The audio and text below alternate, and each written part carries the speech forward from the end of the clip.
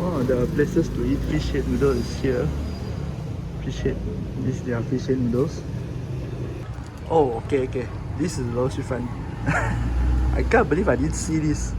This is their signature, and this is the Lo Shi Fan I always order. I like the Lo Shi Fan more than their fish head lah, because most of the time I come alone. So fish head noodle can be a bit big lah, too big for me.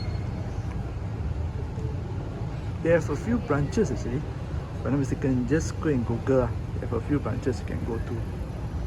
Okay, this is the Lo Shi Fan that I always order when I come here.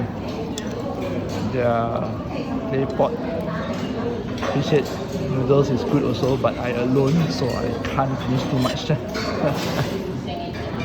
Oh, I like this design, this plate, very old design. And one thing that I like actually is their chili.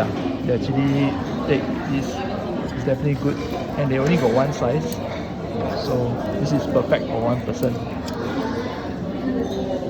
Itadakimasu. Got 2 spoons here. The small one is for you to eat with, and the big one is for you to stir, but actually you just can stir both together lah. So you are supposed to stir everything.